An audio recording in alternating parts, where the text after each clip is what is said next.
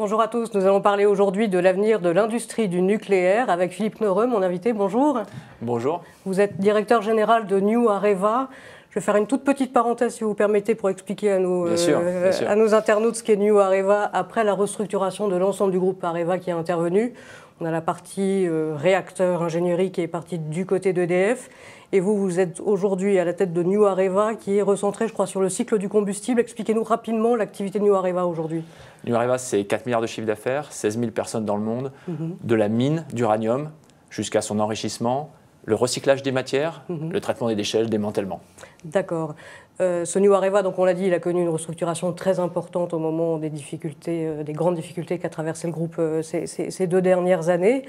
Aujourd'hui, vous nous dites, ce New Areva, il est en position de repartir de l'avant. Avec une difficulté qui se pose immédiatement, on se dit, mais est-ce que le nucléaire, vraiment, c'est un métier d'avenir? Et est-ce que pour le New Areva, ça offre des perspectives d'avenir? Repartons d'un enjeu énergétique qui est que dans la décennie 2050, on a besoin de 2 fois plus d'électricité, développement des villes, des véhicules électriques. À l'échelle mondiale. À l'échelle mondiale. Et 2 fois moins de CO2. Pour ça, il faut des renouvelables, pas de doute, qui vont se développer, qui se développent, et du nucléaire. Et en France, on a la chance d'avoir une électricité décarbonée à 94%. Continuons à bâtir sur ces forces-là. Oui. Alors, le nucléaire a effectivement cet avantage d'être décarboné, mais on a plusieurs sujets qui s'opposent. Le premier, c'est celui de la compétitivité. On voit le coût des nouvelles installations nucléaires qui peuvent être construites. On avait beaucoup parlé du projet de Hinkley Point qui a démarré en Grande-Bretagne et qui affiche des prix du courant qui sont très significativement supérieurs à ceux que nous annoncent aujourd'hui l'éolien ou l'énergie solaire. Comment est-ce qu'on fait pour résorber ce gap de compétitivité entre les différentes énergies? Alors, sans opposer les deux, parce qu'on a besoin de renouvelables, le solaire est disponible dans nos pays entre 10 et 15% du temps. C'est-à-dire que l'hiver, quand il fait froid le soir et qu'il n'y a pas de vent, on est bien heureux d'avoir du nucléaire, et effectivement du nucléaire compétitif. Donc pour le nucléaire existant, c'est d'ores et déjà le cas. Les centrales nucléaires... Le parc EDF aujourd'hui, il est rentable, avec un coût cash à 33 €, un coût avec rentabilité... Coût cash 33 €, ça veut dire c'est le coût auquel EDF produit chaque kilowattheure qui sort de kilowattheure, y compris le grand carénage, y compris les coûts de démantèlement, parce qu'on nous interroge beaucoup là-dessus. Oui. Avec la rentabilité des investissements passés, et certifié par la Cour des comptes, c'est entre 42 et 55 €, c'est compétitif. Et sans compter le fait que les énergies renouvelables sont intermittentes par nature.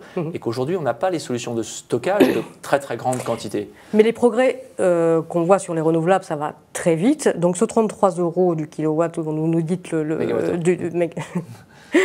ce 33 € qui vaut pour le parc existant d'EDF, ça va vous faire de l'activité tout au long du cycle de vie du parc existant d'EDF.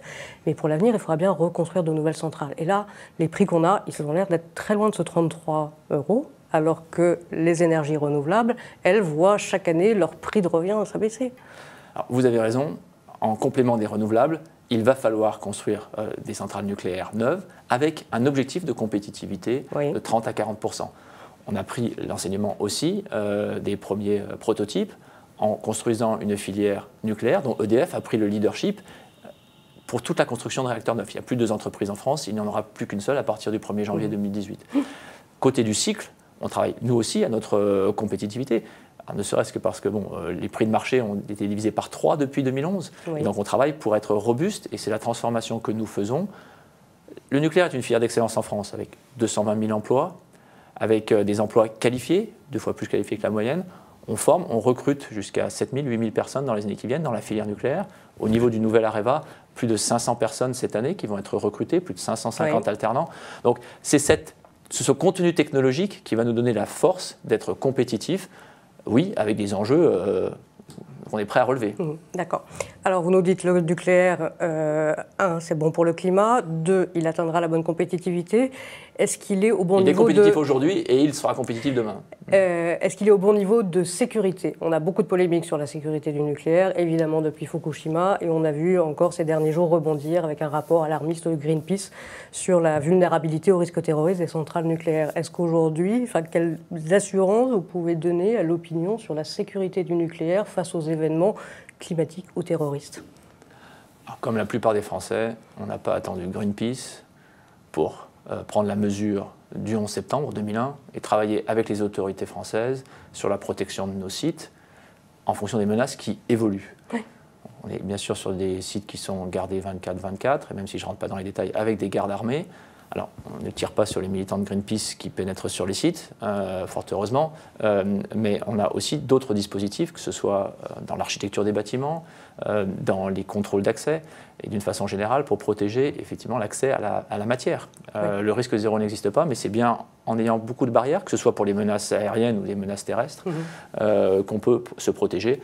Donc on travaille à la fois en interne et puis avec les autorités, que ce soit les forces permanentes de police et de gendarmerie ou celles plus spéciales en cas d'intervention. Et on fait des exercices réguliers.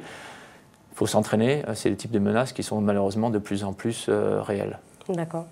Dernier point, est-ce que le nucléaire aujourd'hui a encore du soutien politique et est-ce que c'est pas compliqué pour une entreprise comme la vôtre d'être née dans un pays qui annonce aujourd'hui une réduction de la part du nucléaire dans son électricité et dont le ministre de la Transition énergétique a dit si on veut respecter nos objectifs, à l'horizon 2025, il faudra fermer 17 réacteurs nucléaires en France?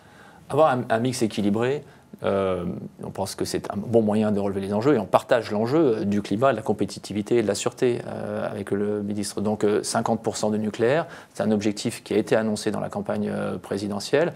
La feuille de route, elle sera développée pendant ce quinquennat. Nous, on est convaincus qu'en complément des énergies renouvelables, il faudra construire des nouvelles centrales pour répondre à ce défi à la fois de fournir l'électricité, et le consommateur français paye son électricité 40% moins cher qu'un consommateur allemand, donc ce qui veut dire 800 € en moyenne. Et si le même consommateur français était en Allemagne, ce serait 1 300 €, 500 € de pouvoir d'achat pour chaque foyer français. C'est grâce au nucléaire aujourd'hui et ça peut être grâce au nucléaire demain. Dernier point, vos perspectives, elles sont aussi beaucoup à l'exportation. Où est-ce qu'on achète encore du nucléaire aujourd'hui ? 60% de notre chiffre d'affaires est effectivement en dehors de France. On souhaite, notre objectif, c'est d'avoir 30% de notre chiffre d'affaires en Asie, 23% aujourd'hui, 30% à l'horizon de 2020, puisque l'Asie, avec ses enjeux non seulement climatiques, mais aussi de pollution des villes et de développement des villes, développe le nucléaire, que ce soit nos partenaires historiques au Japon, qui rentrent dans notre capitale, 10% de notre capitale sera détenu par des partenaires japonais, ou que ce soit en Chine, qui aura un parc nucléaire plus important que la France d'ici 10 ans. Ok. Merci beaucoup Philippe Noreux. Merci. Bonne journée à tous. Merci, au revoir.